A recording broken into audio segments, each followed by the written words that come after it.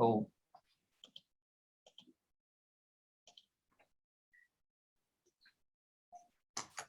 Dr. Peter, you are still muted. Right. I'm here, Francis. Yeah. Okay. Thank you. Good morning, good afternoon, and good evening, dear colleagues, and welcome to the 22nd chapter of the Surgical Forum of the International College of Surgeons Indonesian section. The theme of the webinar today is the surgical challenges. My name is Peter Jones Manopo. I will be your moderator in this session, and I'm the coordinator of this surgical forum. On behalf of the ICS Indonesian section, I would like to express my gratitude to all participants, particularly to our guest speaker, Dr. Francis Podbielski, the clinical professor of surgery at University of Illinois at Chicago, and the past president of the ICS United States section. And also for the other speakers from Indonesia, Dr. Edward Kusuma, MD, KIC. He is an anesthetist, and also to Dr. Franciscus Arifin. He is a GI surgeon. And also for all audience here, thank you very much for your attention and attendance to this webinar. So we come to the opening session. And also I would like to welcome Mr. Max Downham, the World Executive Officer of the ICS Global from Chicago, also the elect president of the Indonesia section, Professor Dr. Sri Maliawan, the Vice President, Dr. Johnny Dharmajaya. And I hope that the World President, Professor Georgios Tsoulfas, could attend this webinar. So the first opportunity, I would like to invite Professor Sri Maliawan, the elect president from the Indonesia section, to address the opening speech. Professor Maliawan, the floor is yours. Good morning, good afternoon, and good evening to everybody. Thank you, Mr. Moderator, Dr. Peter Manopo. Now we come to the 20 seconds of surgical forum. Now this is our topic today is surgical challenges on behalf of International College of Surgeons Indonesian section. I am Sri Maliawan, President-elect of ICS Indonesian section. Welcome to our distinguished speaker, and thank you for sharing your knowledge for us, especially for Indonesian section at ICS. Thank you very much, and that we will attend this very interesting topic. It will be inspire us about the first speaker with a very good topic, and the second speaker from anesthesiologist. That would be very interesting. Thank you again for all of the participants and for the committee, and especially is Mr. Mac Downham here. Yes, thank you. Yeah, thank you. You already always present, always what we say attend, and maybe monitor us. It's okay. Thank you again. Thank you. and then that I come back to to Mr. Chairman. Thank you. Mr. Moderator, Dr. Peter Mandopu, it's yours. Thank you, Professor Maliawan, for your opening address. For the next opportunity, I would like to invite Mr. Max Downham, the Executive Director of the ICS Global, to address the ICS updates. Mr. Max Downham, the floor is yours. Thank you, Dr. Manopo. And thank you for your nice words, Dr. Maliawan. It's my pleasure and my honor and privilege to be a part of this. And so thank you very much.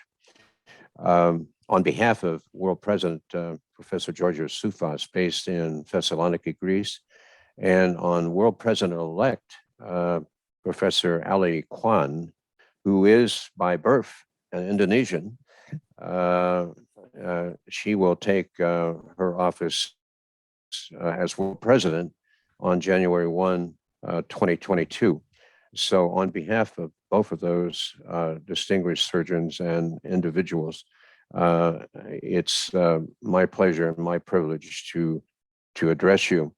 The update in terms of International College of Surgeons events, I believe the key point that I would make this evening to you, this morning our time, is that we just successfully completed in the 86-year history of the International College of Surgeons, the first virtual business meetings involving the International Executive Council, the board, in the history of the college, in part out of necessity because of COVID-related matters. We also just, in the first time in the history of the college, completed the election of new officers that will assume office on January 1, 2022, by direct mail vote. And again, we did that as a matter of necessity in terms of the COVID circumstances. I also take this opportunity, Dr. Manopo, to commend the Bangkok or the Thailand section of the International College of Surgeons for hosting the 42nd Biennial World Congress scientific session on November 17, 19. I know that they did a wonderful job given the circumstances that they had, both in terms of physical in-person face-to-face meetings and presentations, as well as virtual. So I commend them and I take a moment to do that. Finally, in this time of giving, I believe it appropriate to commend. I've said this before and I'll say it again, but particularly at this time of year, the time of giving back, I commend all of you in the Indonesian section for the work that you are doing, beginning with the Ambon project that was sponsored by Professor Kwan, beginning, I think, 5 or 6 years ago, roughly that amount of time. And you have continued your giving back programs over those years. It is absolutely wonderful. It is most commendable what the Indonesian section is doing. And I can only, with words, indicate that. I think the example you set for other sections is absolutely terrific. And I hope that other sections will emulate what you're doing in the succeeding or the next year of 2022.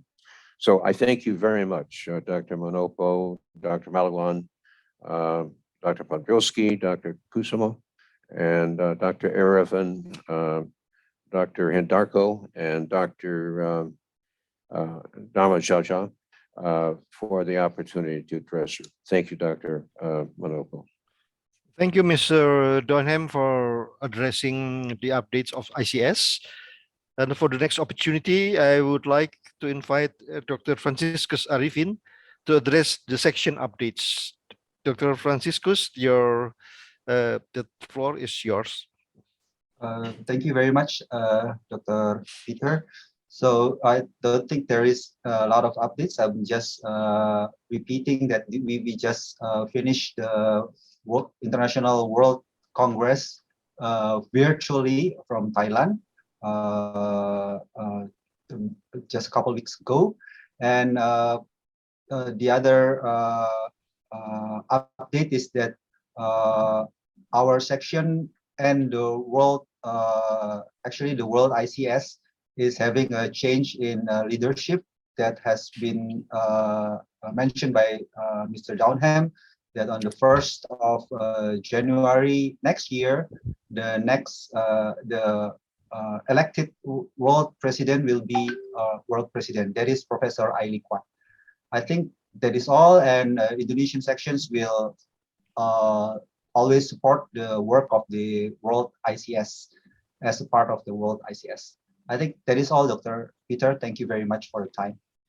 Thank you, Dr. Franciscus Arifin, for addressing this section issues. And now we come to the scientific part. And for the first speaker, I would like to invite Dr.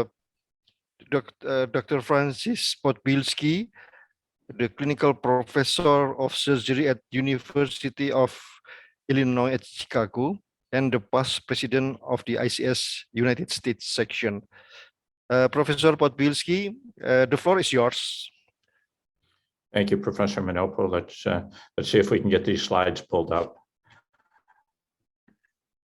Yes, sure.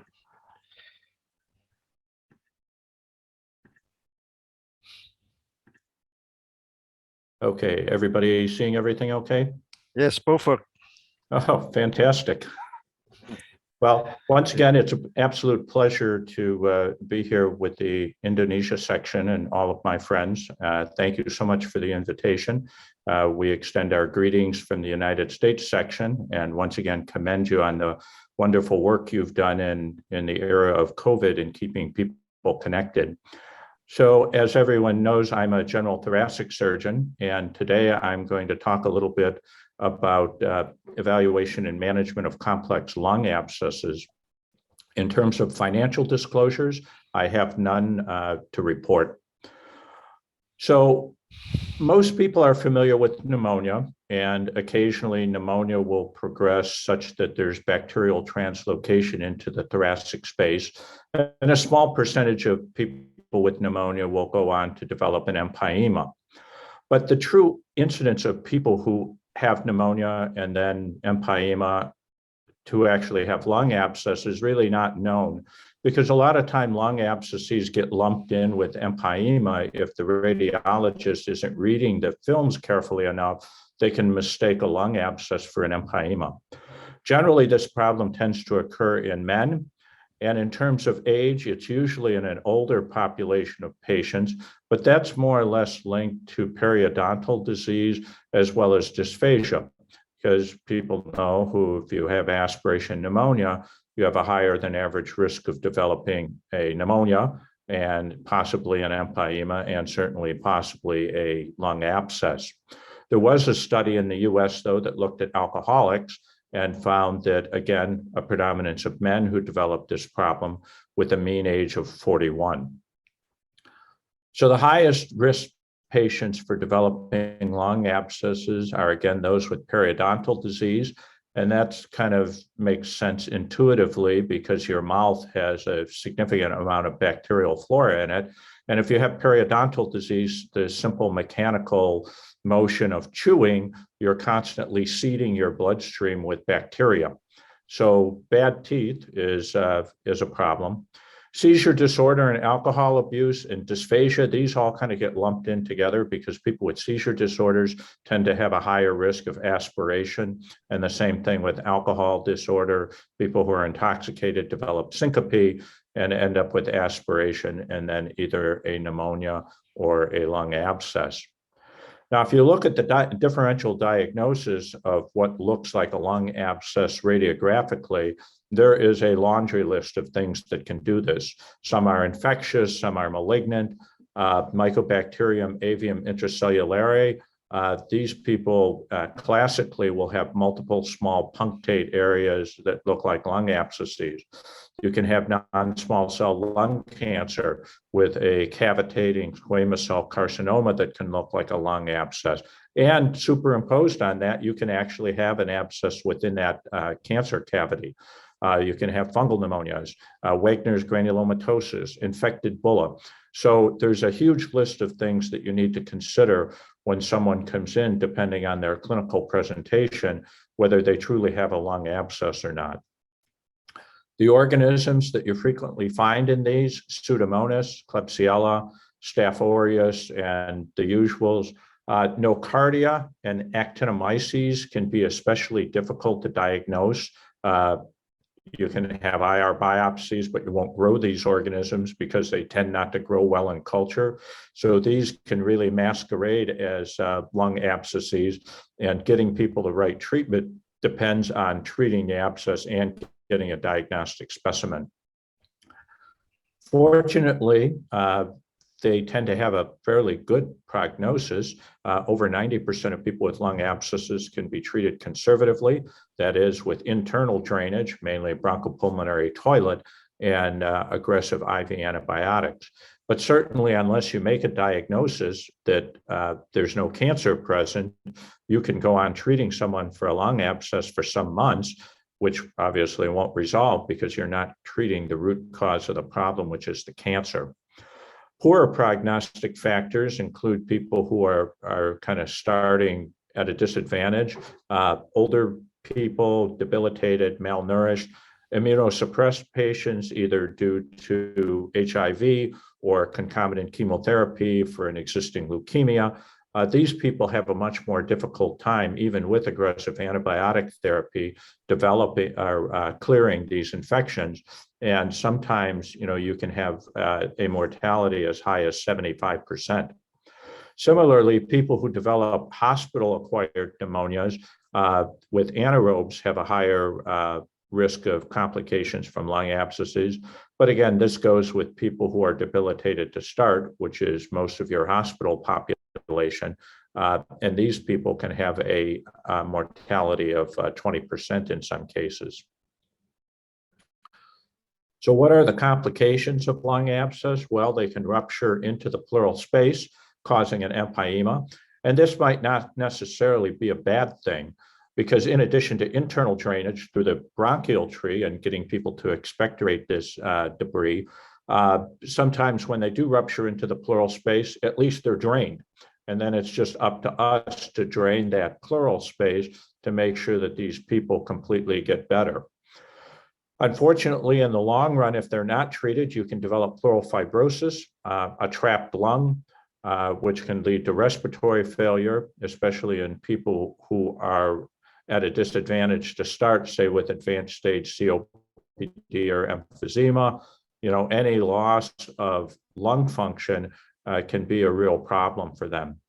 You can develop bronchopleural fistulas, or in really untreated cases, as we'll see a few slides later, you can actually develop a pleural cutaneous fistula. So how do we start our workup with these people? Well, we do the basics, complete blood cell count, look at whether there's a left shift to determine how serious the infection is. Obviously, send the sputum for gram stain, culture sensitivity, fungal cultures, acid-fast bacilli smear and culture. Again, remembering that mycobacterium can some be 12 weeks before you get an answer back. You can do quantiferin gold, do blood cultures to see if this is a systemic illness or one that's just contained to the lung pleura. Ova and parasites, if you suspect there's some kind of parasitic cause for the lung abscess. And then finally, a blood gas to see where the patient is at in terms of their respiratory status. So imaging studies, we start with a plain chest x-ray, but as we'll see, that can be sometimes deceptive. And then we move on to CT scanning. Ultrasound, there is some use for this in people who have peripheral lung abscesses right below the chest wall, but obviously an abscess deep in the lung parenchyma and ultrasound is not going to be particularly helpful. And there's really limited use for MRI and PET CT scanning unless you suspect that this lung abscess is perhaps due to a underlying malignancy. Some of the other procedures we do, blood cultures, aspirate pleural fluid to see if anything's growing in that. We can do a transtracheal aspirate, get the interventional radiology folks to do a CT guided aspirate. Surgical specimens are always helpful to have. We can do a bronch with brushings. This is especially helpful in people with Mycobacterium avium intracellulare, because frequently they won't be able to expectorate enough sputum. But if you actually go way down into the tracheobronchial tree and get good lavage specimen, you can sometimes find this species. And then bronchoalveolar lavage. So what I'm going to do now is talk about a number of cases, because I think these kind of illustrate the problem. The first one's a 67-year-old man with diabetes, gout, and peripheral vascular disease. Already you see a factor that could be contributing his diabetes, 2-week history of cough and fever. The primary orders a chest x-ray that showed a very vague infiltrate in the right mid-lung field. CT scan, as we'll see, showed a focal area of consolidation. So the patient was started as an outpatient on a 7-day course of azithromycin and instructed to follow up with his PCP in a week. So here's our chest x-ray. And you can see here, there's really not much on the chest x-ray to look at. When you do the CT scan, however, you can see there's a much more defined triangular area of infiltrate in the lateral portion of the right middle lobe of the lung. Unfortunately, this patient didn't really last the week at home, and despite being on oral antibiotics, came back to his PCP's office complaining of malaise, anorexia, and a low-grade fever. So the follow-up chest x-ray that you see, now you can see there's a significant infiltrate, not only in the mid portion of the lung, but the lower portion of the lung. And if you do the CT scan, you see this wedge-shaped area, as well as now what looks like progressive consolidation of the lower lobe of the lung. So given the progression radiographically, additional blood was drawn, and now the patient's white blood cell count is 22,000. So the interventional radiology service is consulted, and they tried to drain the patient's chest, but only got about 30 cc's of fluid. So we, from thoracic surgery, were initially evaluated to put a chest tube in and give thrombolytics. But as you remember from the CT scan, there's really not much fluid to drain in terms of effusion or empyema. So we discussed with the patient that given his rapid progression, that we thought an open exploration would be in his best interest to definitively manage this problem. So we did a right thoracic, and to our surprise, on palpating the middle lobe of the lung, actually we're able to find a lung abscess, pus in the middle lobe of the lung itself, which was drained out. So here you can see post-operatively, there's some improvement in the aeration of the mid and lower portions of the lung, but certainly you can tell that this patient still has an ongoing issue. At a week post-op, now there's infiltrate is clearing up quite nicely. And when you fast forward to 6 weeks post-op, there's just a little bit of blunting at the costophrenic angle. And then at 4 months, you can see complete resolution of the problem, and this patient is fixed. The next patient is a 74-year-old man with dementia, COPD, and Parkinson's disease. Again, remember what we talked about, dementia, Parkinson's disease. This is somebody who's probably going to be having aspiration, even if it's silent aspiration. So he presents from home with a 10-day history of decreased oral intake, cough, and congestion. He had a significant fever of 38.6, and his white blood cell count at admission was 18,000. He was also significantly dehydrated due to his pure PO intake. His creatinine was 2.5 with a baseline of 1.4.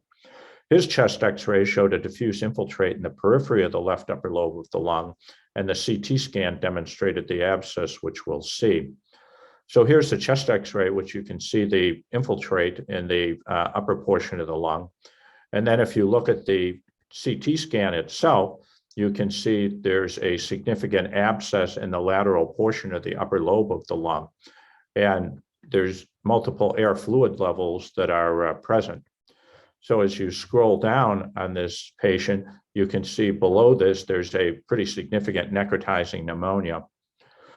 So this is another patient that you could try to give him a protracted course of antibiotics, but given the abscess itself, and the basic tenet of general surgical training is you need to drain the abscess, and you have to drain it thoroughly. So this is a patient we took to the operating room, drained what little fluid in the chest there was, empyema fluid, and actually unroofed that area of lung, which was somewhat of an issue because of his emphysema, and drained out all of the purulent fluid in the abscess itself. And here you can see at 1 week, his infiltrate is starting to improve. At 3 weeks, he still has a pretty significant infiltrate, but remember that emphysema you saw in the CT scan. And then finally, at about 12 weeks, about 3 months after surgery, this patient's chest x-ray, it's almost as if you couldn't even tell he had a problem. So when you think of complex lung abscesses, there's a couple of considerations to think about. They can occur with a concurrent empyema, or they can completely be within the parenchyma of the lung itself. You may or may not have a bronchopleural fistula. And if left untreated, these abscesses can erode through the chest wall, producing what's called an empyema necessitans, which is simply Latin for an empyema of necessity. It's a necessity for the infection to drain itself. And if the body can't drain it, and we as surgeons don't drain it, the body will somehow find a way to drain it. And here's a nice CT scan of a patient who had either an empyema or a lung abscess that actually eroded through the intercostal musculature into the subcutaneous space. And you can see the area on the chest wall. And if left untreated, eventually this infection would break down the skin, and it would just drain itself. So this is the wonderful curative, properties of the body trying to wall off the infection to prevent a systemic illness. So let's talk about a couple of different scenarios. The first one is an abscess that drains into the pleural space with a concurrent empyema. Well, we need to drain that empyema, whether we have interventional radiology drain it with a small bore chest tube, or we put a chest tube in, or we do a VATS or a thoracotomy. We need to drain the abscess. Then we give IV antibiotics, and obviously flexible bronchoscopy if the patient is unable to clear his secretions, which is going to be key in terms of taking care of this underlying pneumonia. Scenario number 2 is an abscess that's contained within the lung parenchyma with fluid. Now here you get to have a bit of a different situation because the lung can be densely adherent to the chest wall, because again, the body is trying to wall off the infection to prevent it from becoming systemic. IR can place a drain into that abscess cavity. We can put a chest tube in, but we have to remember that it's difficult just trying to imagine on the chest wall where to put the chest tube and actually hitting the cavity itself. And we can do a VATS or a thoracotomy, but it's oftentimes difficult to mobilize the lung to get it in such a position to drain the abscess. And then IV antibiotics, and once again, flexible bronchoscopy. Now let's push that scenario one step further. Now, instead of just a small lung abscess, now we have a huge lung abscess. This is affecting either an entire segment or an entire lobe of the lung, and there's extensive necrosis of the pulmonary parenchyma. We know for certain now that that lung is going to be densely adherent to the chest wall. So to try to do a standard thoracotomy to go in and mobilize the lung and take care of it is going to be a real problem. We could certainly ask our radiology colleagues to put a drain in, but with all the particulate necrotic debris, it's unlikely that it's going to drain that stuff out. Similarly, a chest tube, we can put a chest tube in, but we can't expect the necrotic debris to just kind of jump in the chest tube and be drained. And again, if that's thoracotomy itself may be difficult to do just given the parenchymal adherence to the chest wall. So we're going to start with IV antibiotics. We'll do our bronchoscopy if patient can cough. But now we have to consider some type of a modified Wesser window so we can actually debride the necrotic tissue and put some good drains in to fix this. We may need to have continuous irrigation of the space, or we may need to actually pack the space with some type of gauze and antibiotic stuff to get rid of the infection. This is a situation that their healing time is protracted. Now you talk about weeks to months for this problem to heal itself. We may need to do follow-up CT scanning, and if there's a concurrent bronchopulmonary fistula that doesn't heal, we may need to consider at some point in the future a lung resection. So let's say a couple words about Leo Wesser, who we're talking about the flap that he designed. He was a noted U.S. thoracic surgeon who trained in Berkeley, California, and Germany. He was on faculty at Stanford. And interestingly, he fought as a physician in the Lincoln Brigade in the Spanish Civil War. He was a lifelong friend of the artist from Mexico, Frida Kahlo, and he served in China with UNICEF and wrote a manual for Chinese midwifery. He would have been an ideal person to be a member of the ICS. He developed a thoracic surgical technique to deal with a chronic infection in the lung, mainly at this point for people who had tuberculosis and destroyed lungs, because in the 40s and 50s, we did not yet have antimicrobial therapy. So his issue, or his procedure, dealt with trying to manage a fixed infected space that you can see here at the base of the left chest by approaching this through a kind of a tongue-shaped incision on the chest wall. Go down to the chest wall, create a myocutaneous flap, and then actually resect a couple of ribs so you're looking right into the pleural cavity. And then take that tongue of tissue and sew it down. So what you've created now is a chronic external drainage for the infection in the chest. This is not an issue with tension pneumothorax or anything. Because of the infection, you have basically complete pleural adhesion between the visceral and parietal pleura here. So this lung is not going to collapse. So what we're going to talk about with lung abscesses is what Dr. Ella Wesser did back in the 40s and 50s for tuberculosis. So when you think of the thorax, it's important to remember in your mind that the thorax is a three-dimensional space. And you really have to practice thoracic surgery for at least 3 to 5 years to realize where everything is at in the chest. So this is kind of a nice graphic to give you an understanding of what the chest looks like. Now, if we go down to the next space where we had this patient with this lung abscess, now you can see where the abscess is at, where the scapula is at. You can count ribs to figure out exactly where you belong on the chest wall. And then using our understanding of the three-dimensional space of the thorax, you can figure out exactly where on the chest wall you're going to need to make your incision, what muscle or muscles you're going to need to go through, usually the latissimus and the serratus, to try to figure out exactly where you're going to put this incision. So in the patient we talked about, we knew it was at about the 6th rib. We knew it was adjacent to the tip of the scapula. So we can, on the body, mark out exactly where we're going to need to go, which rib we're going to take out, so we can drop ourselves right into the chest over this abscess cavity without having to do a huge thoracotomy, mobilize the entire lung to actually get down on things. So now let's talk about an 83-year-old man who I operated on some time ago in 2004, who developed a cough predicted of grayish-green sputum.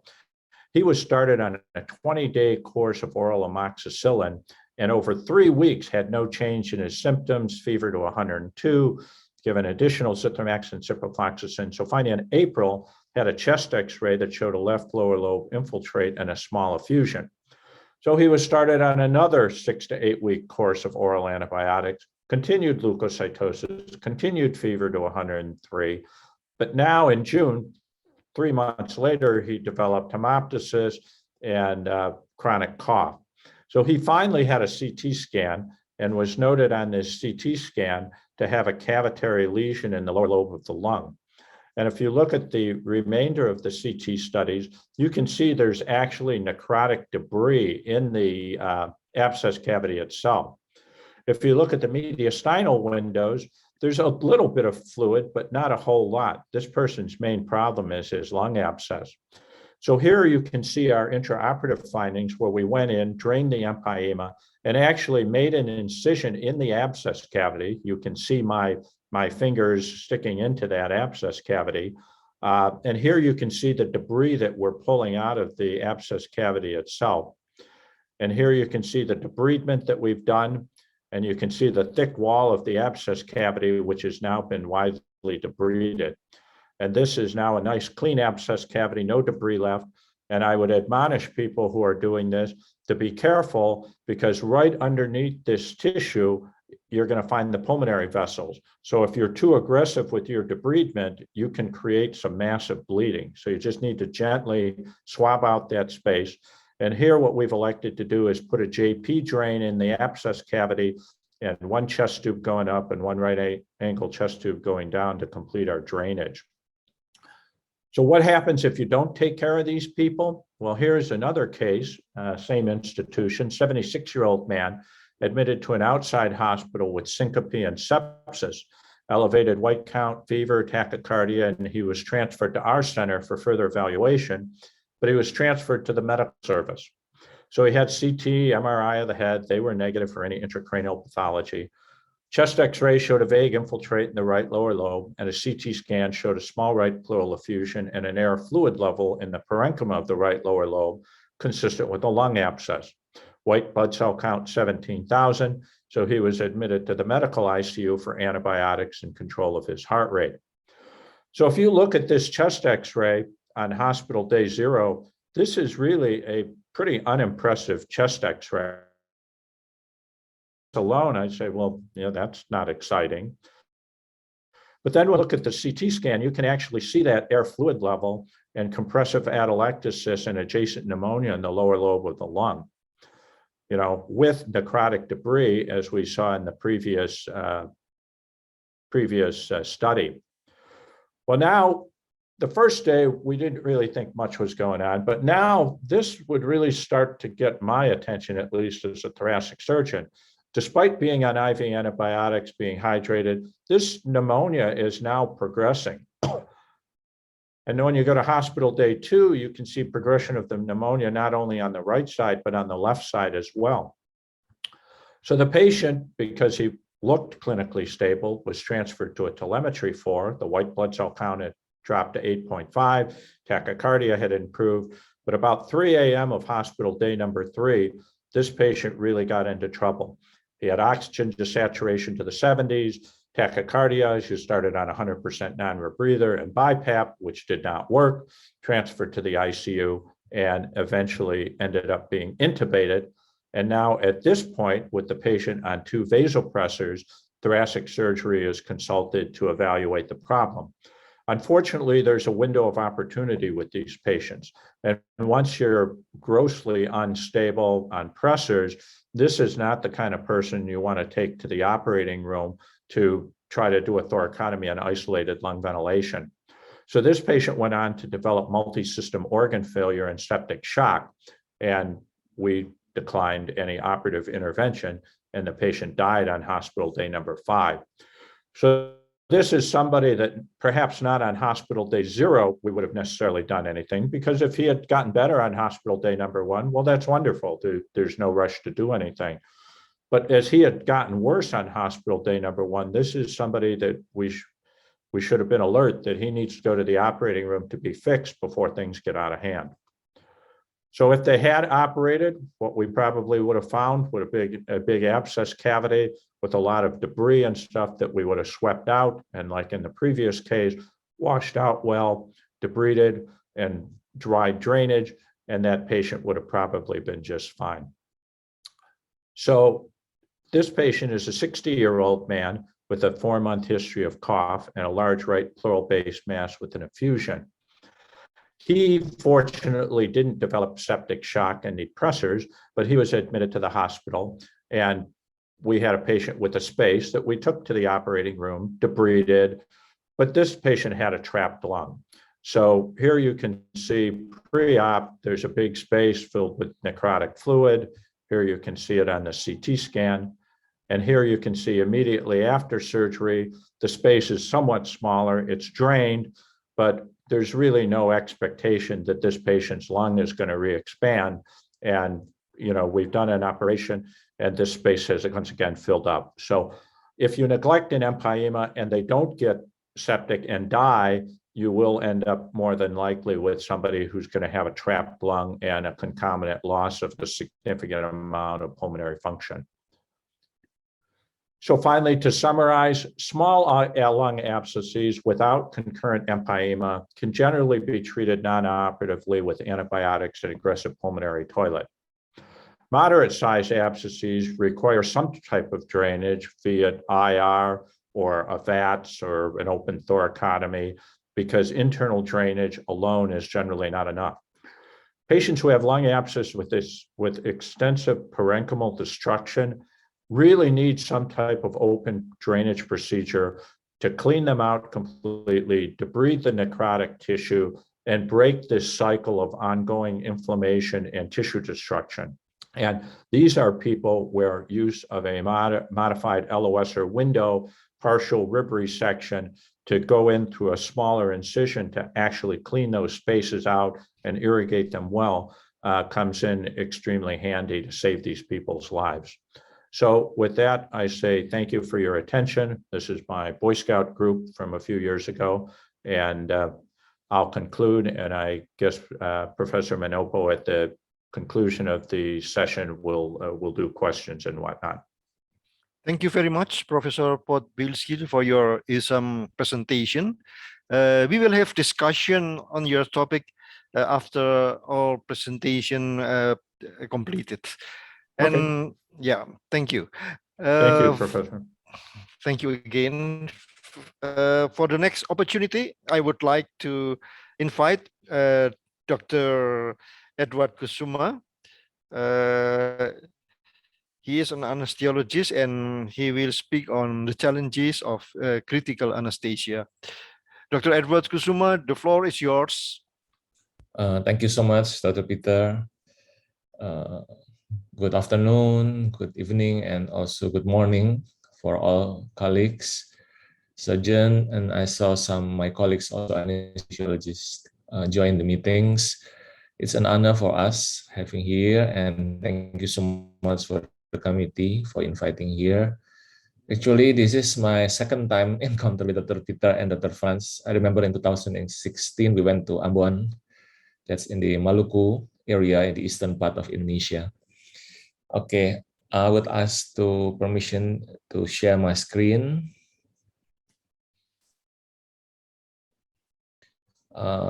Can everyone see my presentation? Yes, perfect. Thank you, Dr. Peter. Okay. My topics today is about challenges in critical anesthesia. So in this, some slides after this, we will see some critical point for surgical with the point of view from anesthesiologists. As some of our colleagues know, I work also anesthesiologist and also intensivist in the ICU. I work at the Dr. Sutomo Academic Hospital, Erlangga University. In our hospital, we're taking care of quite few of traumatic and medical illness also, but especially in Dr. Sutomo Hospital, we see lots of car crash casualties and so on. Some perhaps once or twice a week we found a multiple trauma also.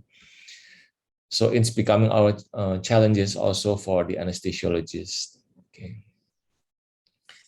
So let me start with the history. History starts at Itherdome. This is from 1846. That is the year in the Massachusetts General Hospital in Boston when they demonstrate the ether anesthesia for the first time. The anesthetist is William Morton and the surgeon is John Warren. This operation is a removal of a lump under the jaw of the patient named Gilbert Abbott. In our education as anesthesiologists, this picture is phenomenal for us because this is the first time we see the modern art of anesthesia combined with the art of surgical combining together.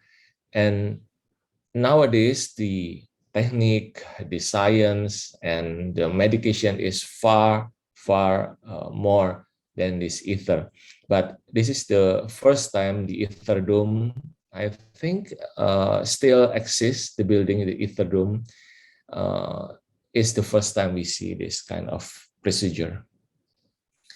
And now, surgery and anesthesia are far safer today than ever before, thanks to continuing advances in sciences. But doesn't mean there is a zero risk.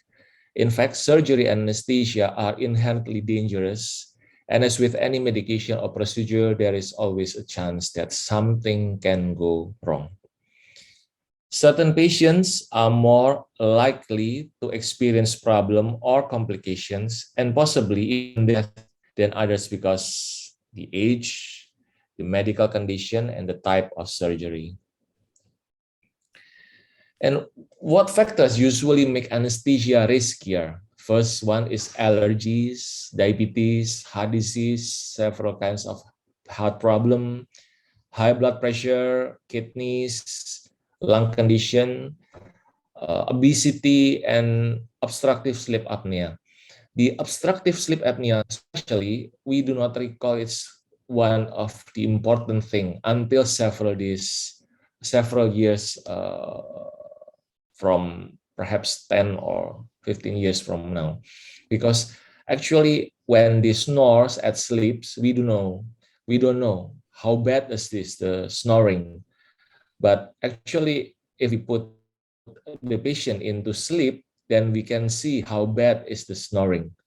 And the obstructive sleep apnea is a huge problem for the community because there are several medical conditions coexisting with the obstructive sleep apnea, just like hypertension, lack of sleeping, lack of concentration, motorcycle accident. And if we see deeper, there is a problem with obstructive sleep apnea. And this problem also with the stroke, seizure, and several problems. And this is how we view ourselves as anesthesiologists. But anesthesiologists share responsibilities as if an Airbus pilot. I miss so much flying by plane right now because of the COVID-19. And this picture reminds me how wonderful flying with the Airbus plane. And this is also the turbulence. The turbulence in the air also occurs with anesthesia. With the turbulence in the emergency room, continue with the operating theater, and also in the ICU. And let's take a closer look at this patient. 40 years old male with mode of injury of high velocity trauma with a shock condition, respond only to pain, saturation is bad, 90%, even though the patient is already given 10 liters of oxygen by oxygen mask, rails everywhere, and asymmetric breathing, suspicious for pulmonary contusion, and planned for laparotomy suspected internal bleeding. So what choice do we have under this kind of situation? For anesthesia, time-saving is life-saving.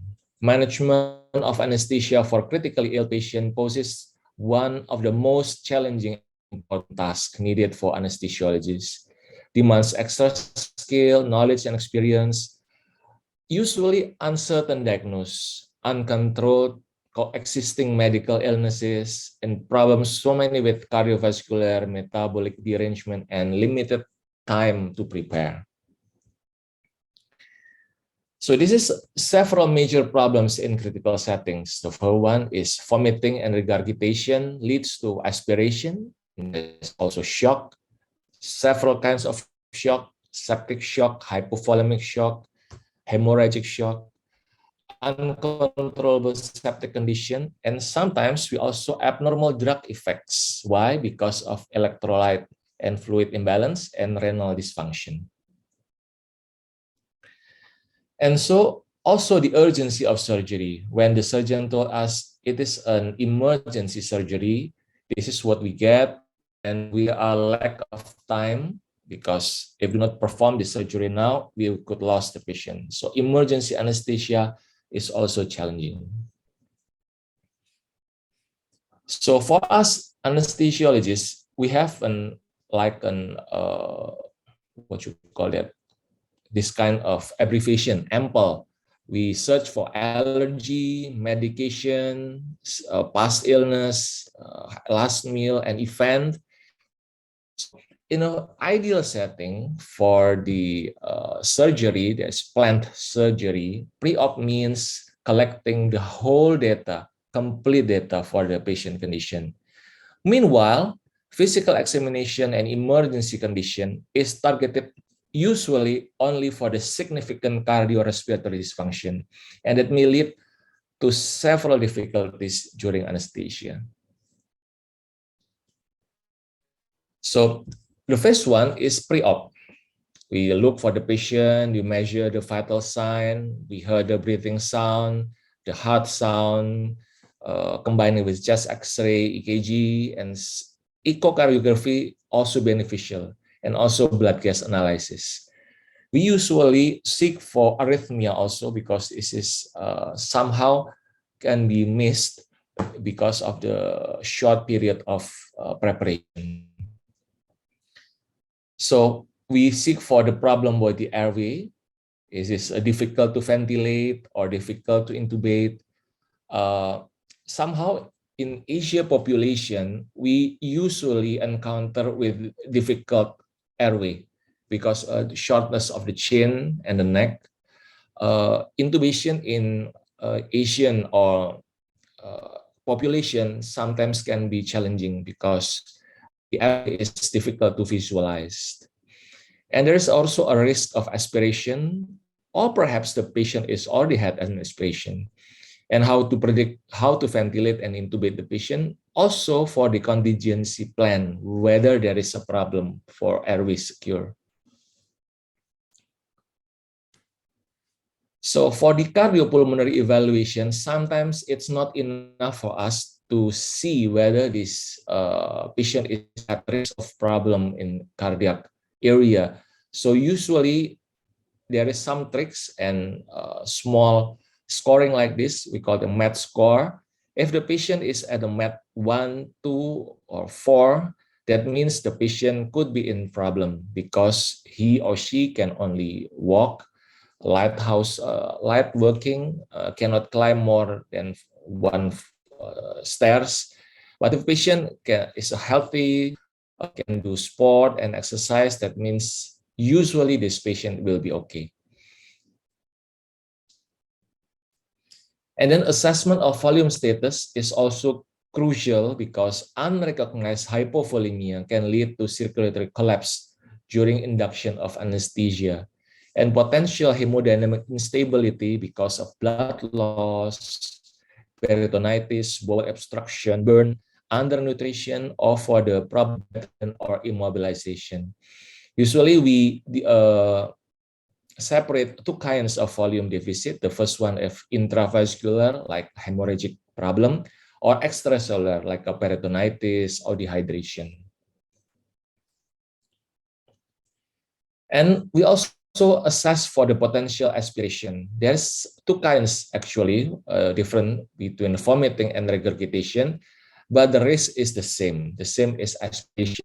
And when the aspiration with the low acidity fluid and lots of vomiting, that will increase the patient mortality. So what kind of situation regard of this problem of vomiting, the full stomach?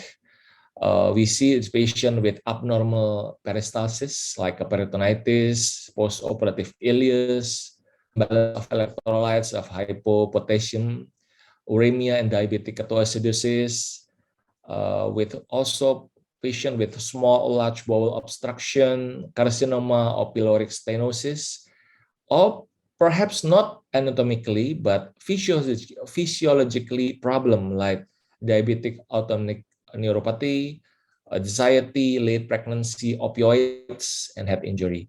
All of them can lead to vomiting and regurgitation, and bad news is can lead to aspiration. So how about collaborative action? Every steps on individual assessment of patient condition and surgical requirement. Usually, it is important to recognize the patient with specific and actual or specific potential problem. It needs collaborative action between surgeons and anesthesiologists, and perhaps from other specialties like cardiologists, internal medicine, and neurology. I have two cases that we can show us how important is collaborative action. The first case is emergency abdominal decompression just before anesthesia begins. You see this patient have a huge distended abdomen, and as an anesthesiologist, this is truly a nightmare because we cannot ventilate the patient, the saturation is low, the patient have hard time to inspiration and expiration, and usually there is a risk for hemodynamic swing during induction. And my colleagues, the surgeon, will help us to decompress the abdomen just before we do the induction of anesthesia. And this is truly beneficial for the patient safety, low risk of hemodynamic swing, low risk of vomiting, and also low risk of aspiration. The second case is early intubation for the neurosurgical patient. Usually in our hospital, Dr. Sutomo Hospital, we encounter lots of brain trauma. And usually in the emergency room, anesthesiologists also play a role in the resuscitation bay. So if we have a patient with the suspected intracranial pressure is so high and it has a risk for herniation, we perform early intubation from the beginning at the emergency room, just before the surgeon decided to perform craniotomy. And this will help auto-regulation for the brain, keep the optimal oxygenation, and keep the optimal ventilation, and preventing for the higher intracranial pressure to increase. And phase 2 is the induction. This is like an Airbus plane taking off from the airport. We choose the right drugs, we choose the right tools. Like this patient, the patient cannot lay down flat in the bed because of the severe ankylosing spondylitis in the back. So we perform anesthesia in the sitting position. This is very challenging for us because we actually cannot see the mouth, and we cannot see the larynx, and we cannot visualize clearly the vocal cord. And usually with this kind of position, there is a risk for hemodynamic swing. So we choose to perform it with the video laryngoscope. Usually it's not a one-man job because usually we choose to work two anesthesiologists side by side in order to make sure that if something wrong, difficult intubation, there's someone else beside me to help whether there's a problem. For the phase 3 anesthesia maintenance, after intubation, we close monitor every step of the surgery and body system, head to toe. We usually have a neuromuscular blocking agent to help the surgery more comfortable for the surgeon to see such kind of abdomen, so on, and strong opioid use to encounter pain stimuli, and also maintenance with the inhalation or by intravena totally. And during our maintenance and monitoring, as we see at the corner of the left, we see lots of parameter in anesthesia machine like the entitled CO2, like the peak pressure. Peak pressure especially has meaning, lots of meaning, because if there's a suddenly increase of the peak pressure of the lung, we will suspect that there is something wrong with the operation, like perhaps the patient develop a pneumothorax spontaneously, or perhaps there is an increase in diaphragm. That means it is everybody's job for the surgeon and the anesthesia to monitor this. And sometimes we encounter for the hemodynamic problem, like the EKG when wrong, like the ECG, like ischemia of the patient, heart attack during the operation is a nightmare for all of us. And monitoring for duration intraoperatively, anesthesiology usually called just narcosis, doctor. But nowadays, we pose as a continuous and real-time life support during the operation. And this is the end of the surgical period for the reversal and emergence of anesthesia. And we will consider whether the patient will be extubated or we take to the ICU for the tube in and goes with the ventilator. As some indication for the ventilation post-operatively is some prolonged shock or hypoperfusion state of any cause. If there is suspected massive sepsis like a fecal peritonitis, cholangitis, septicemia, or the problem with the heart, extreme obesity, overt gastric acid aspiration, and perhaps severe pulmonary disease. And then the intensive care as a part of continuing treatment, we usually have continuing treatment in the ICU also for the ventilatory support, hemodynamic support, nutrition, sepsis management, renal replacement therapy, pain and comfort, and family counseling also. For the conclusion is anesthesia for critically ill patient is one of the most challenging duty for anesthesiologists. Complete preparation usually is not possible. Choose the right tools to predict problems that may occur during anesthesia. Conducting anesthesia process with carefully planned procedures, and always have contingency plan if something bad happens. And collaboratively efforts needed for optimal results. I remember my professor, Professor Karyadi, my professor and leader in anesthesiology, always says to me, Edward, there is no such thing as spectacular anesthesia. Just bring them back alive. That what my Professor Karyadi told us as students. Thank you so much. Thank you so much for your attention, and I will give again to Dr. Peter Manopo. Thank you so much, Doctor. Thank you very much, Dr. Edward Kusuma, for your nice presentation. We will have a discussion after our presentation finished. And for the next opportunity, I would like to invite Dr. Franciscus Arifin. He is a GI surgeon, and he will talk on challenges in Whipple surgery. Dr. Franciscus Arifin, the floor is yours. Thank you very much, Dr. Peter. Is my screen shown? Perfect. Okay, thank you very much.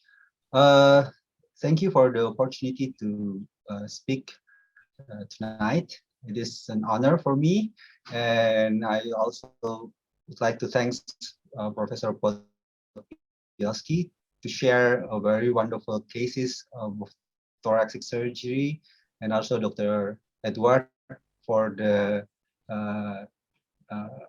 presentation on critical care. So we know each other's, and we went to Ambon together, and I think this is also one of the benefit of the International College of Surgeons, that we have a multidisciplinary forum from many different fields to the advancement and to the improvement of surgical care.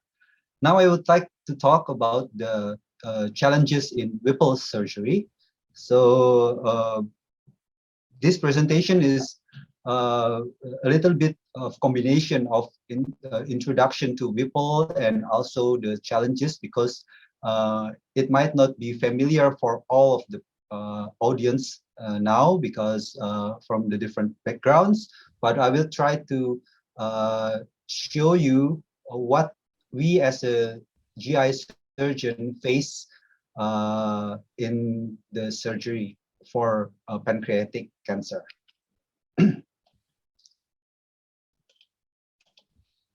Okay, so this is the outline of my presentation. The first is a short introduction of what is Whipple procedure. And then the second one is the pre-operative challenges. The third one is intraoperative challenges, post-operative challenges, and suggestions or ideas that how can we make Whipple surgery better. So what is Whipple procedure? I would like to talk about the indication actually for the Whipple procedure, that is the pancreatic cancer.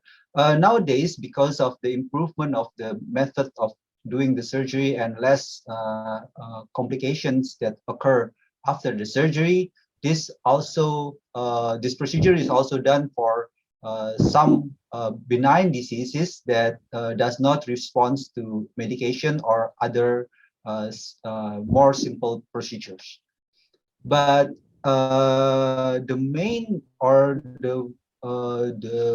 main purpose, actually, the why do we need or why do we do Whipple is that because of the pancreatic cancer, the head of the pancreas.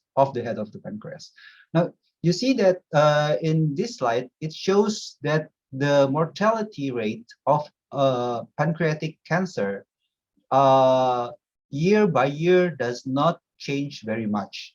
It depends on the presentation of the cancer. As you see on the right side, this is the UK.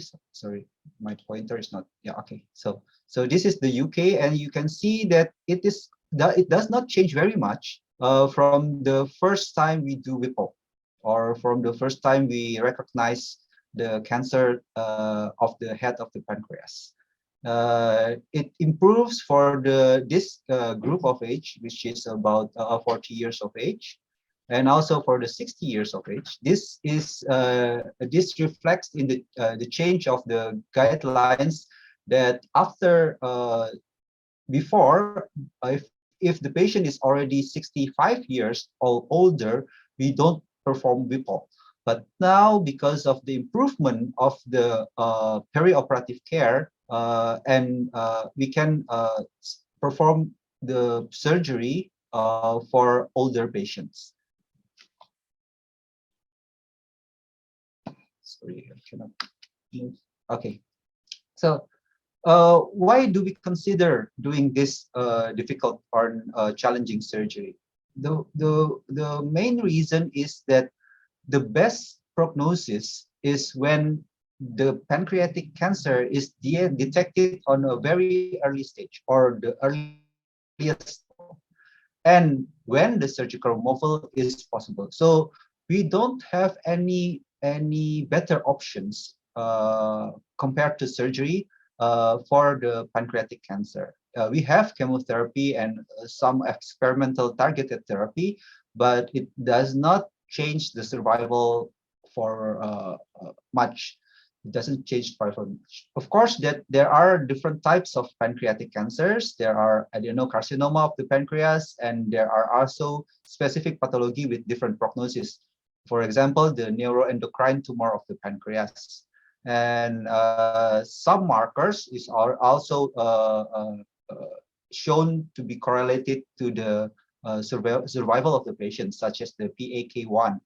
Now, we see that in the early stage of the pancreatic cancer, the 5-year survival rate is not very good. Actually, this is already better, but it's not good.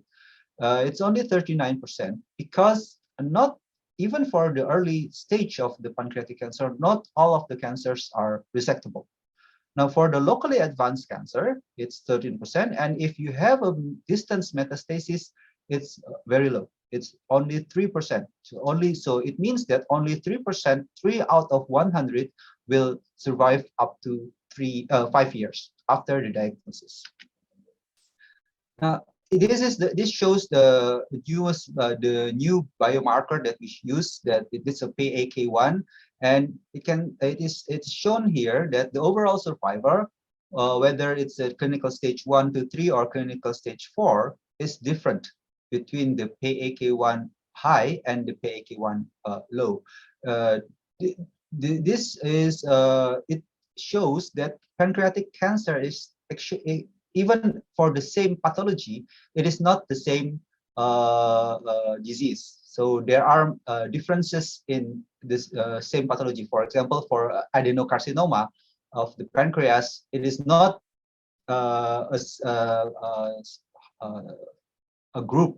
single group. So it might be differentiated into subgroups. Now, I would like to show you what is the anatomical challenge for a surgeon for the Whipple surgery. You see that the pancreas is located in the posterior part of the abdomen. One of the earlier surgeon mentioned this. God put the pancreas on the posterior part of the abdomen so that the surgeons does not touch it.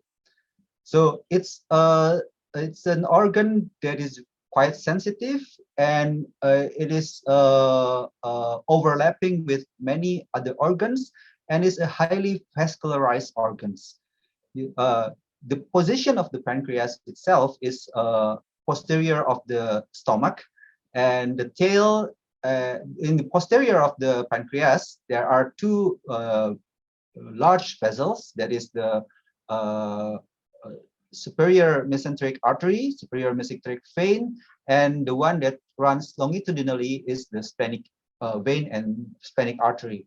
The pancreas itself is gets the blood not only from one branch of the aorta or the celiac trunk, but from different branches. So the branch from the inferior and also from the superior will create an anastomosis in the pancreas, which means that if you want to control the bleeding in this pancreatic surgery, you have to control at least 4 major vascular. Now, the surgery for the pancreas is differentiated between the tumor of the head of the pancreas and the tumor of the body and tail of the pancreas.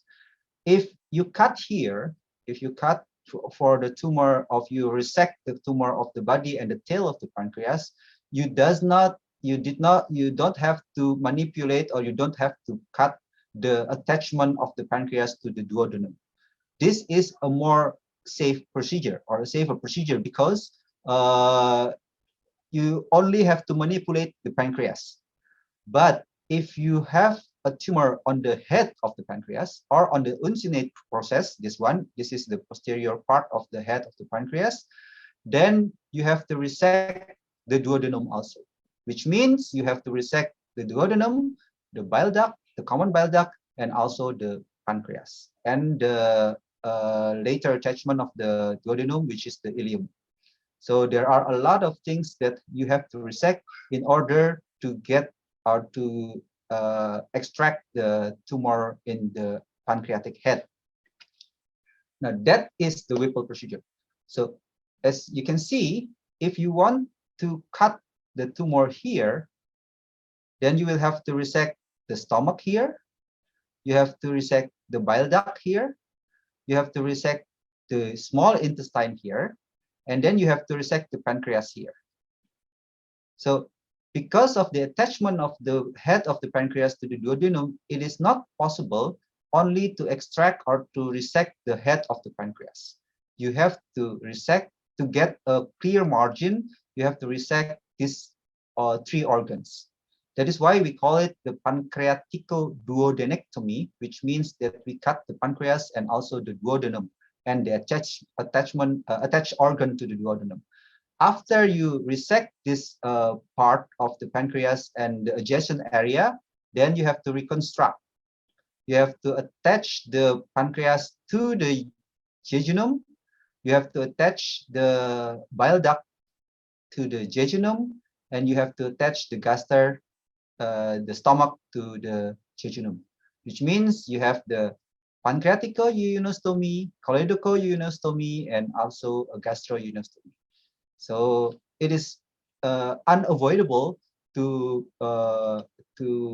get a clear margin of pancreatic cancer. Now, what is the pre-operative challenges? There are two major challenges: the double challenges, the patient and the tumor itself. It is not easy to diagnose pancreatic cancer, because up to now we don't have any screening protocol for the general population, and even if there are some suggestions for the screening protocol, it might not be practical or economical. The commonly used diagnostic tools for diagnosing pancreatic cancer is MRI, CT scan, and endoscopic ultrasound, which are not widely available or still very expensive. I don't think we have an endoscopic ultrasound device in the whole Surabaya. I think, I don't know now. Maybe it's there's an advancement, but it's quite rare to have the endoscopic ultrasound. And the other problem is that early stages of pancreatic cancer are asymptomatic. The symptoms is, or if there is a symptom, the symptom is not specific, maybe just abdominal pain. And if you get a very more specific symptoms, it occurs late. So you get a jaundice. It means there is an obstruction of the biliary system of the tumor, which means that the tumor is large enough to obstruct the biliary tree. So this is the challenge of diagnosing pancreatic cancer. Even if you get a tumor in the pancreas, you still need a biopsy of the pancreas, which is not a simple procedure because the location of the pancreas on the posterior part of the abdomen. What about the patient? Our series in Swandi General Hospital, we have maybe about 20 in the last 2 years of Whipple procedures. So their age is about more from 34 years to 72 years. And the ratio of women to men is 3 to 1, which means women is more, we have more women patient than men. And for all of our patients, only 20% are resectable. So it's not 80% came with the late diagnosis, which maybe with a metastasis or a locally advanced tumor, which we cannot resect. Compared to the other statistics, in the US, 90% of the patients is older than 55 and 70% is older than 65. In the UK, we have 48% females and 52% males. And the number of the resectable cases is almost similar. It's 15 to 20%. So you can see in this graphic that the incidence increases as the age increases, which means that we have more older or elderly patient with pancreatic cancer. So we have a double burden. First, it's difficult to recognize and diagnose. And second, we have older population that is mostly affected. We have geriatric syndrome. I think the anesthetist will appreciate that the old person have different physiology with the young person, and it's and tolerability to long and complicated operation with blood loss will be a little bit a nightmare for the anesthesiologist. So malnutrition may occur due to difficulty to eat, and diabetes patients are higher risk. But diabetic patients, some are obese, and this also poses the challenge for abdominal surgery. What are the intraoperative challenges? even after we have a good imaging, whatever imaging that we still have to perform an evaluation during the operation, because there are no valid ways to know whether the cancer is truly operable or truly resectable, or it's already unresectable. So the first stage of Whipple procedures is to determine whether the cancer is resectable or not. What are the criteria? The criteria is that there is no distant metastasis, there is no invasion of the superior mesenteric artery. And then after that, we do resection and dissection. Then after that, the third phase will be reconstruction. As you can see, there are several steps that the surgeon has to do, and each step requires decision for the surgeon. After we decide that it is resectable, then we cannot pull back. We cannot go back, because after we cut the organs, it is almost impossible to reattach the organs. So it's a single decision that you have to follow through all the operation. The other, this is the determination of possible resections. So we can do laparoscopic evaluations, and we can do peritoneal lavage, which takes more time, and so it makes a longer surgery. And even technically, there are different approaches to Whipple procedures.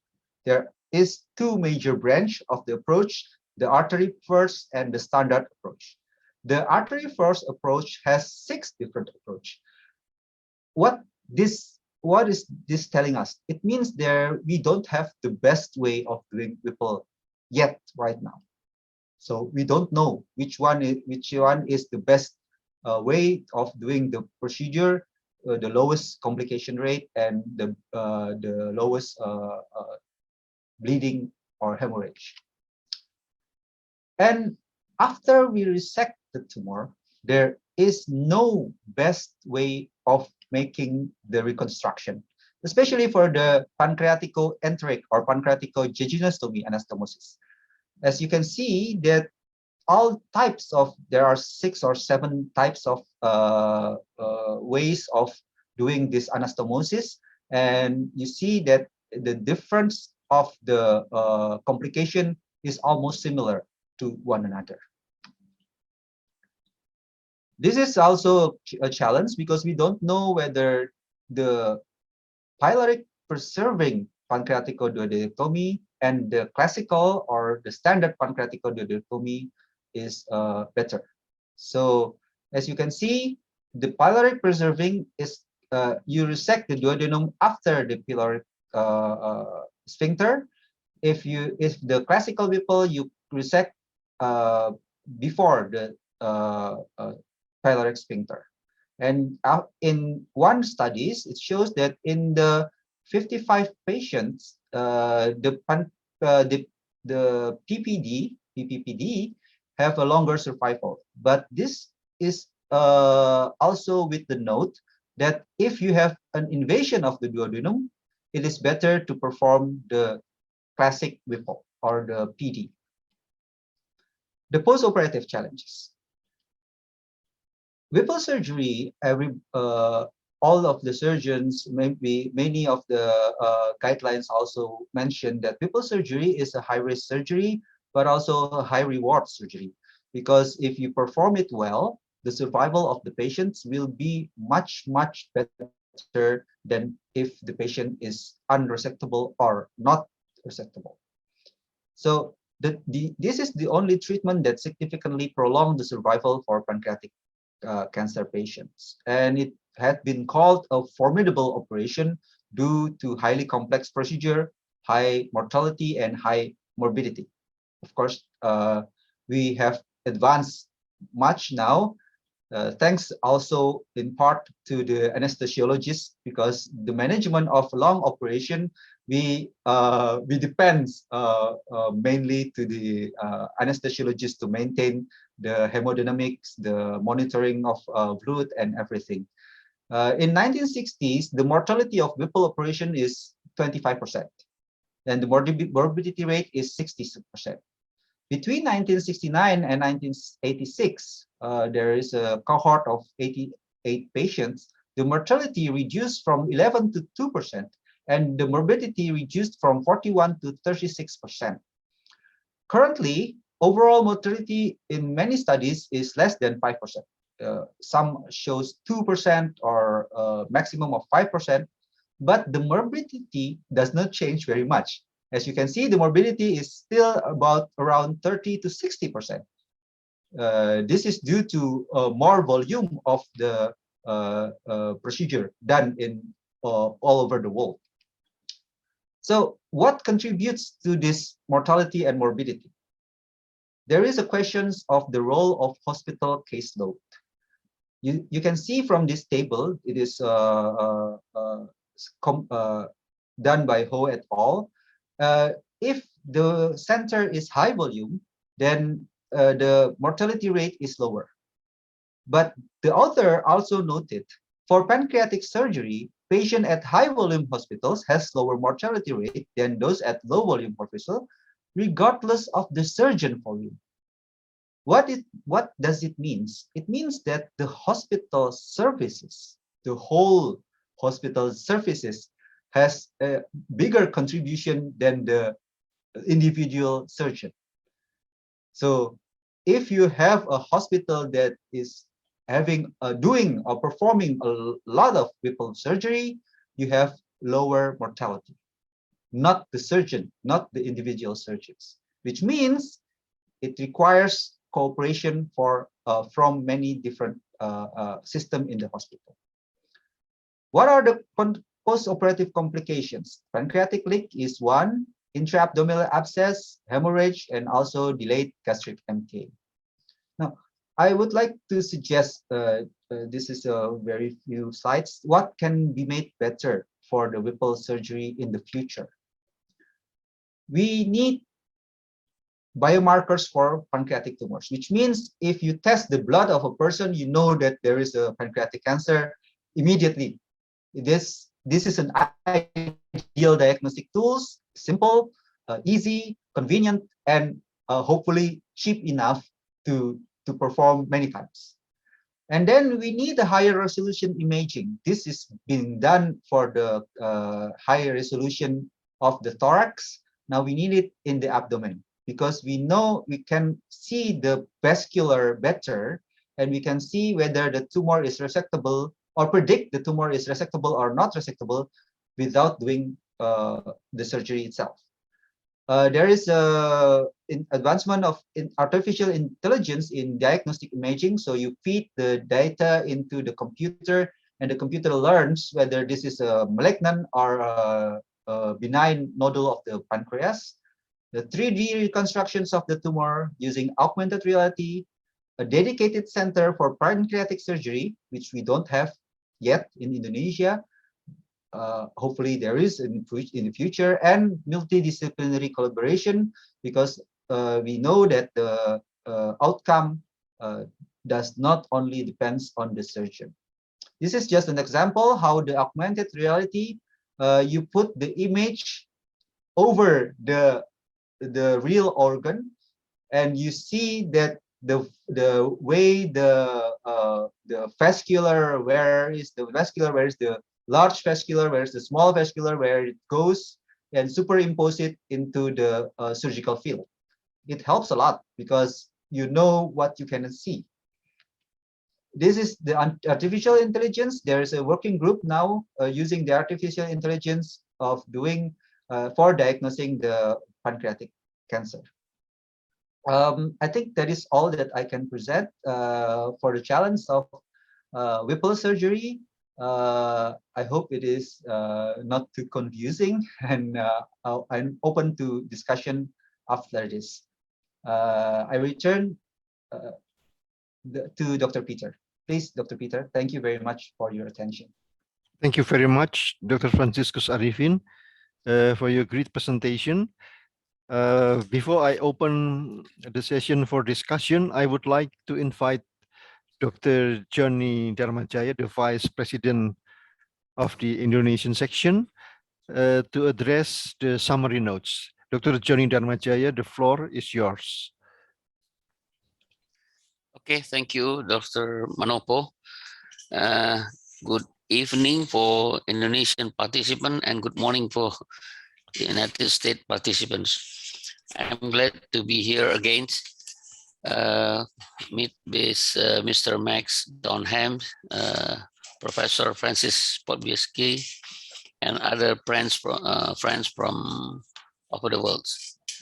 Okay, I think we are very lucky this evening to get 3 presentations and complex.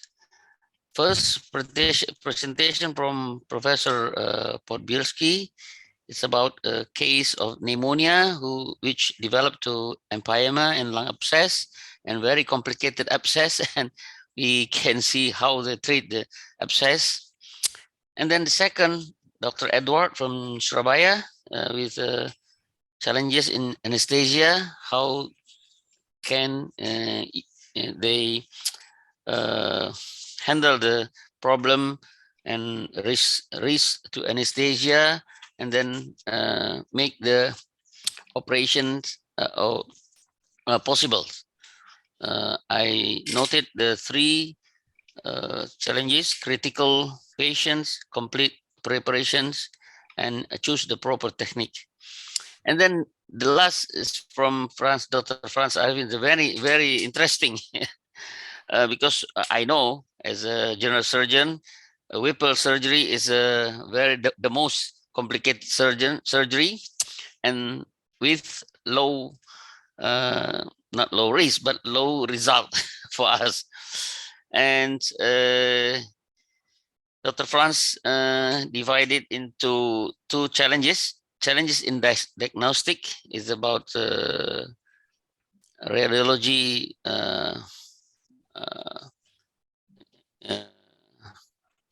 manner, and interoperative is not easier. Also, it's about how make decision during operations. So for the last until now still pancreatic cancer, other even the mortality now less than 5%, but the morbidity still 30 until 60%. It's a very nice conclusion. Okay, friends, we can make a discussion about these 3 presentations. Good luck for the discussions. Thank you. Thank you, Dr. Johnny, for addressing the summary notes. And now I will open the session for discussion. The first part of the discussion will be the inter-speakers discussion.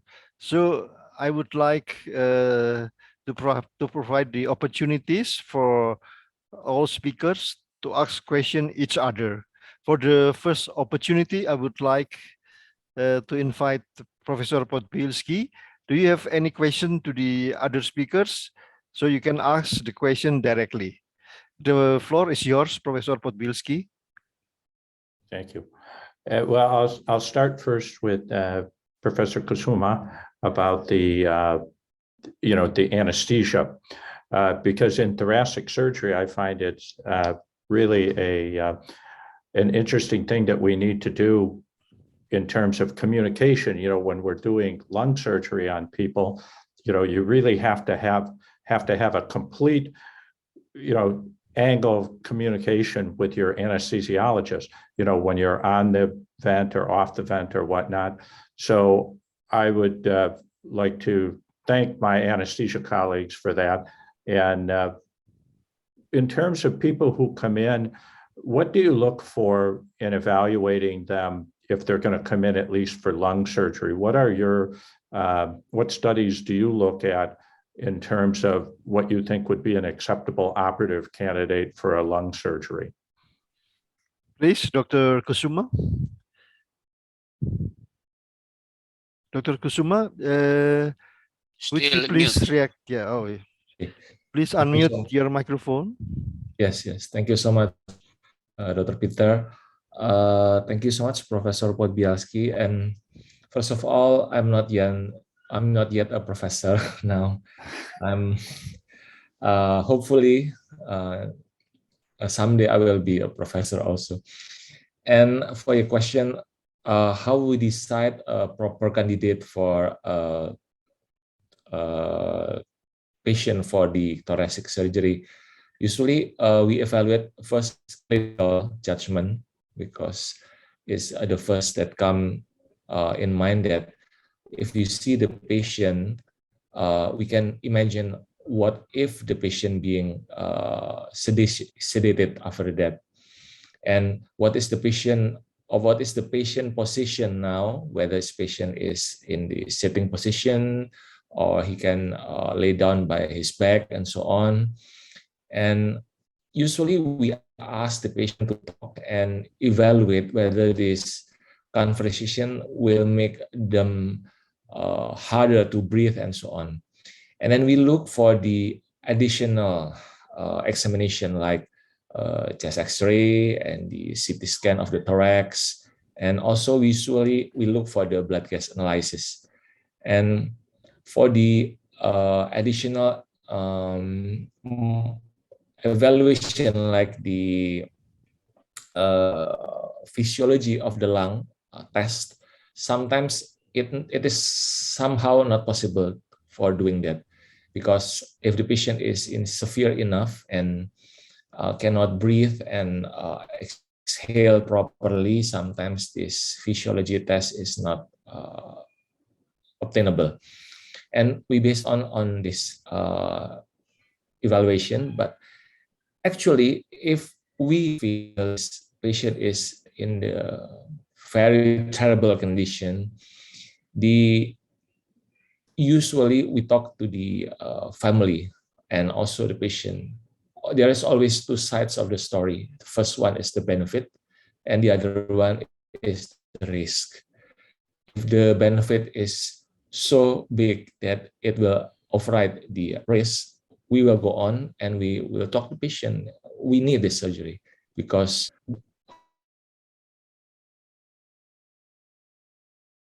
my answer, Professor. Thank you. Thank you, Dr. Edwards. Professor Podbielski, do you have any other question? I have one for Dr. Fransiscus. Whipple procedure, I enjoy doing esophageal and lung procedures, but I'll tell you, Whipple procedures are just put people in a whole different league. So my congratulations to you. Dr. Arifin, do you find in your Whipple procedures that the people who have chemotherapy or possibly radiation surgery up front, how does that affect your approach to doing your Whipple procedure? Do you find any difference in terms of the level of complexity or difficulty in people who have initial chemotherapy? For chemotherapy, I don't think it changed the structure of the tissues around the pancreas much. The one thing that I have encountered is that if the patient is having a stent for drainage, for biliary drainage beforehand, then it will create a lot of addition because perhaps there is an inflammation around the pancreatic head. So it creates more challenge. There's a lot more bleeding, more difficult, strong adhesion of the tissues around the pancreatic head. For chemotherapy, as I mentioned before, it's quite difficult to ascertain whether the patient should have chemotherapy first or should have a surgery first, because our diagnostic limitations. Nowadays, many guidelines prefer to reduce the size of the tumor and the infiltration of the tumor using chemotherapy. But as it is difficult to measure the effect of chemotherapy, we might lose the time or the window of doing surgery if after 3 or 6 times we give chemotherapy and then the tumor is getting bigger, not smaller.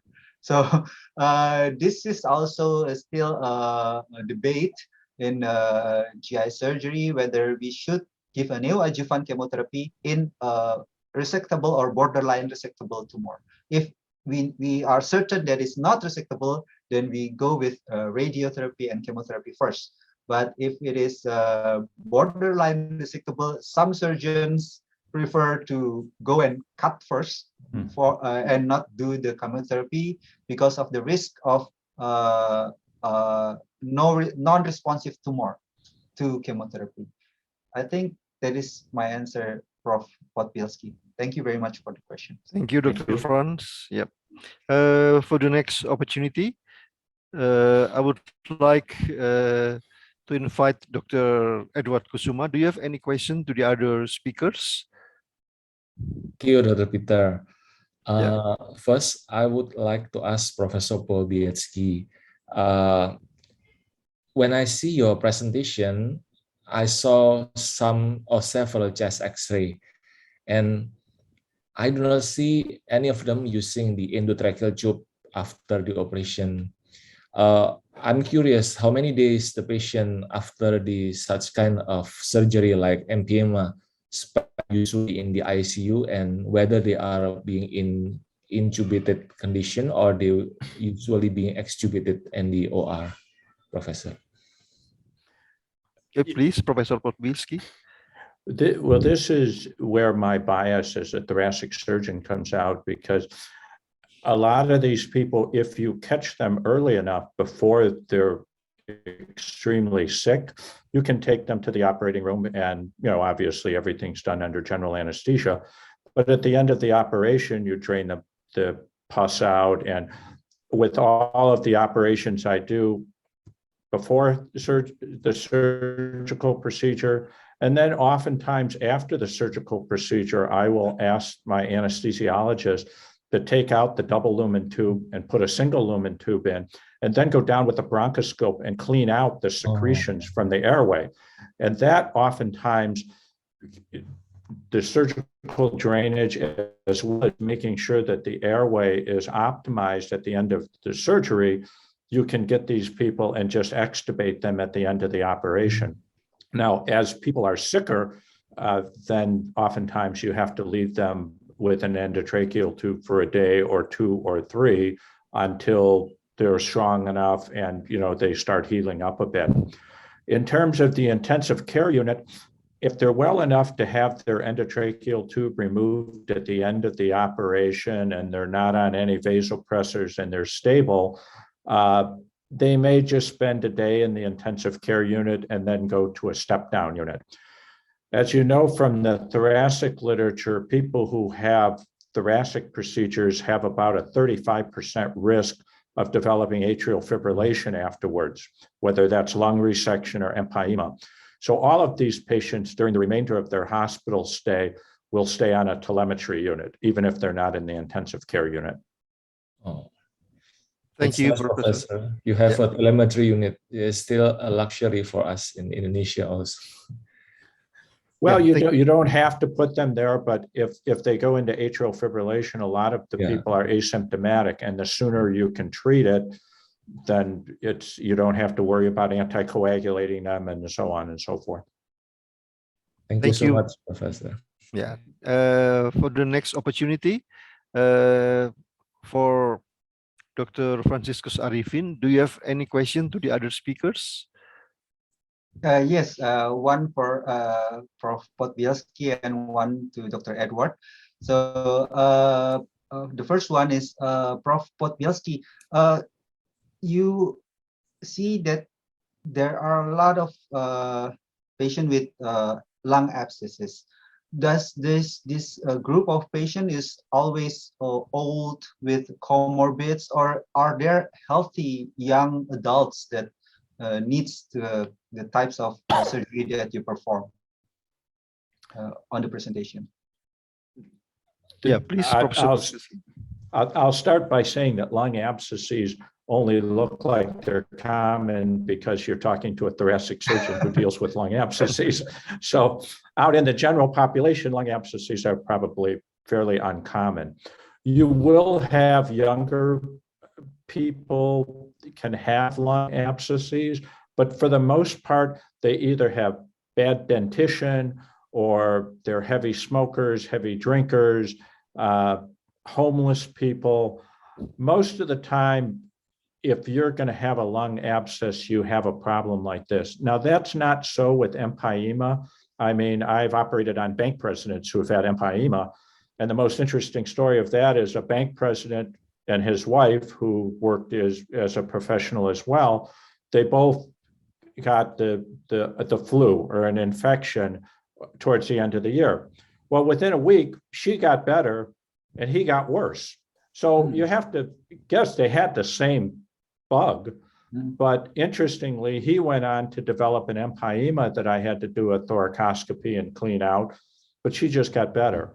So the empyema is not so much linked with comorbidities, but I do think the lung abscess, you're looking at a intrinsically sicker group of people to start, which goes back to why I keep telling my pulmonary colleagues and medicine colleagues, if you have someone who has a lung abscess, get me involved sooner rather than later so it doesn't progress like that one patient to within 5 days, the patient goes from not having much in their lung to being dead.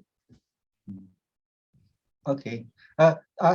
One more question for Professor Podbielski. I think what is the interesting thing is that one of the cases that you present, you say that the thoracic surgeons don't want to perform the surgery because the patient is maybe very ill or maybe a very poor prognosis. Is it common for a surgeon in emergency settings that we refuse to do the surgery because of the poor prognosis?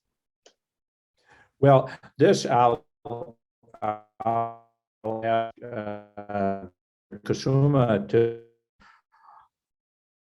If I had a patient like this one patient we talked about, 100% oxygen, high peak, an oxygen saturation only in the low 90s, and is on 2 vasopressors, this is someone that Dr. Kusuma is not going to want to take to the operating room because, to change out the single lumen into a double lumen tube, to turn the patient on their side, and then to try to do isolated lung ventilation,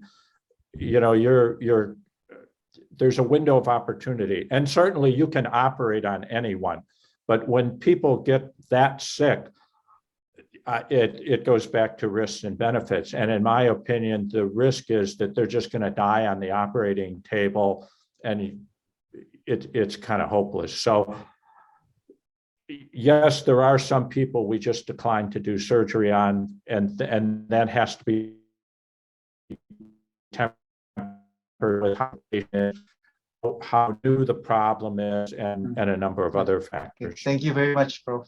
Podbielski. The next question to Dr. Edward, one question. Yeah, okay, sure. Yeah. We are from the same university, and we shared the same story of fighting between surgeons and the anesthesiologists. We want to go to the OR as soon as possible, but the anesthesiologists say, no, this is not good enough for surgery or for anesthesiology. So I'm curious, do you put some limits of to the when the patient when a critical ill patient can be anesthetist and being performed surgery? Do you have any criteria, or do you have any cutoff point? When can we do it? Because after graduating, we have different opinions, and we have we discuss a lot with the anesthesiologists. Some may tolerate this kind of problem, and the others may not. So I'm curious, what is your opinion on this? Okay, please, Dr. Edward. Thank you so much, Dr. Franz. It's a tough question, actually. actually there are several system of the body, and each system develops their own mechanism. Let's take an example. If you talk about volume replacement, like if you want to do the exploration laparotomy, and the patient is severe dehydrated, and there is sometimes that actually we encounter the point that this is the time we move to the OR, but not it will not harm the patient. Like a patient, there are several compartments, like the intravascular compartment for the blood and the interstitial compartment. Like if we encounter patient with the severe dehydrated, the goal or the aim is just to fill the intravascular compartment first. And we do not think about interstitial compartment because it will slow your operation. And time saving is as soon as we have management for the intravascular replacement only, we can go to the OR without waiting for the interstitial compartment being full with the fluid. And there's also several problem, like for the septic patient, like if you have a patient in the ICU already with so many vasopressors and inotropes and so on, and we feel that this patient is like not going anywhere because of the source of infection must being operated, we will take the risk. And the key point is communication, not only between surgeons and anesthesiologists, but also with the family. And we will take the risk because of the truly beneficial goal that we can achieve. But there is also a risk. If everybody understands this risk, we will take the chances. Thank you so much. Thank you, Dr. Edward. And now I would like to open the discussion to the floor. Any question from the floor?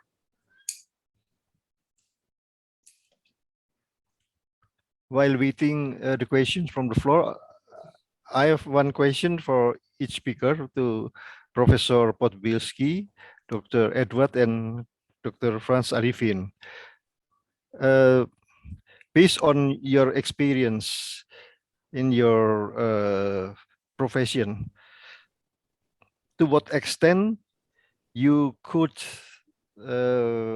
fix the problem on the ethical dilemmas of the very illness patient? The first, I would like to know the opinion of Professor Podbielski. I'm sorry, Professor Manopo, what type of patient are we talking about? The ethical dilemmas that could happen with the very critical patient, like in the lung abscess. Maybe you have a very ill patient or critical patient, and then that's a possibility for the ethical dilemmas to do the procedures. Right, and I think Dr. Kusuma was talking about this as well. There's some patients, they have so many comorbidities that they have a lung abscess, and it's important to communicate with the family and this is what I always tell my residents. I said, as surgeons, you can operate on anyone. The question is, who should you operate on? And you have an 85-year-old man who's bedridden with dementia, with a feeding tube. Is this someone you should take to the operating room if he's critically ill to try to fix his lung abscess? And maybe not. Versus the 26-year-old woman, mother of two, who got a bad infection and got very sick quickly and is on vasopressors and high oxygen requirement. Well, that's someone that you talk to the family with the same concerns about. The patient may not make it through the surgery, but you have a lot more to work with in someone who's young and otherwise healthy than you do who's someone at the other extreme of life who who may not even make it off the operating table. And that's where the communication with your colleagues, your anesthesia and your surgery colleagues, as well as drawing the family into the discussion to make sure that they fully understand and are on board with whatever you decide to do. And I've found people have good common sense, no matter where in the world they live. And if you explain these things to people, they generally the families tend to make the right decision. Yeah, thank you, Professor Podbielski. Dr. Edward, do you have any experience about ethical dilemmas in your very ill or critical patient? Okay, I have similar experience like Professor Podbielski. Sometimes it's really difficult to explain to the family about the risk. I remember, as I recall, last week, one of my colleagues, the surgeon, called me. He says, Edward, there is a consultation from the oncologist. Okay, what's the problem? I want to operate taking a sample from the neck from a patient with the lymphoma, Hodgkin, as I recall. This patient is in a severe stages of lymphoma right now. The patient cannot hardly breathe. The leukocyte is very, very high, and I told the surgeon, okay, we can operate and we can anesthetize the patient, but I cannot guarantee the patient will come again to the ward. It will stay at the ICU for a long time. I told to the surgeon, are we ready for this kind of risk? And we meet each other and the family, and we talk a lot about this problem, whether this, I know what is the oncologist needs, because he needs to know which one the chemotherapy is suitable for this patient, because she needs the sample, but the risk is too high for this patient. And as I recall, the family needs a family time for this kind of situation. So finally, the family decided not to go with the operation. It's very difficult to talk about this kind. Thank you, Dr. Edward. Dr. Franz, do you have any experience on ethical dilemmas of your very ill or critical patient? Yes, Dr. Manopo. So actually, even for this Whipple operations, we have encountered a patient with pancreatic cancers, a very old patients, 65, 70 years old, and very frail. So the problem is that, do we perform curative surgery or do we just do a bypass? Because we know that in the bypass, it's a shorter time, shorter operation, shorter anesthesia, and lower risk compared to Whipple.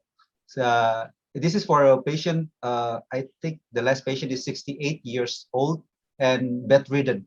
So do you go to do the full extent of the curative surgery to try to do that, or do you just do the biliary bypass? This is a dilemma also for us as a surgeon, and we discussed it with the patient family. What are their expectations? And unfortunately, we cannot discuss it with the patient because the patient is very frail. So it's not that he is very communicative. But in this case, the family chooses to only a palliative surgery rather than going through the more extensive surgery. So I think it depends on the dilemma will depends on the culture of the patient and the family rather than the surgeons ourselves. And also, but our job is to provide the best information available, especially about the prognosis. So because if we say that if you do the operations and the patient will probably die, then it's it's something that will defer the family to surgery. But if you put it in a probability, how many percent will improve, how many percent will die, now that I think is a more ethical way in communicating the risk to the patient, rather than just saying, oh, okay, you're critical, do surgery, you die, you don't go to the surgery, you die. That's a, a very poor way. But sometimes it's done that way in communicating the risk to the patient. So the patient don't have any actually choice on this. That is my experience in an ethical dilemma, Dr. Peter. Thank you very Yeah. much. But you should tell the truth to the patient and the family for asking for the informed consent. Yes, Did you? that's true. But because we only have statistics, Dr. Peter, so we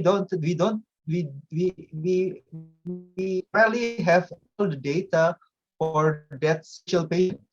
So the truth is maybe difficult to, because we don't have evidence.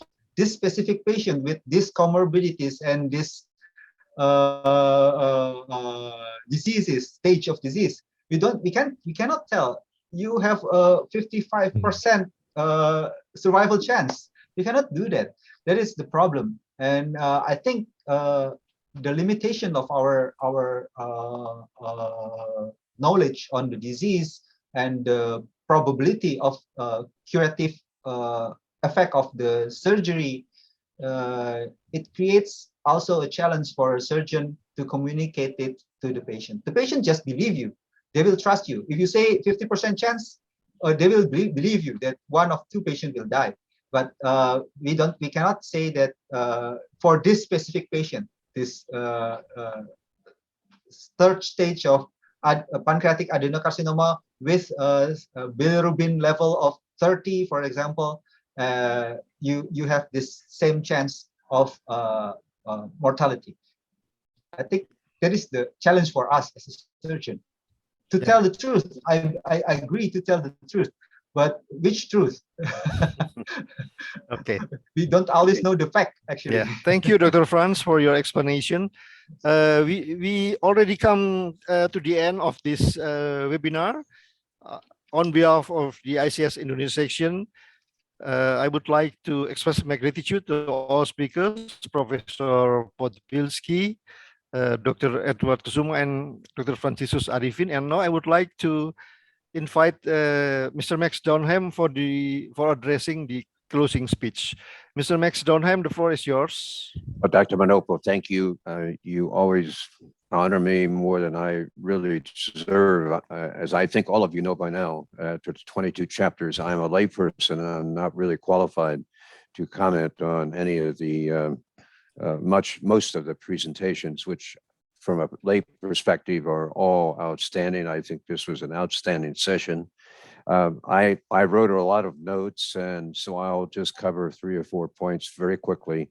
One is that the 4 missions of the college are communications, education, leadership, and research data with which you deal. And it's remarkable that you are accomplishing all of these missions in a webinar.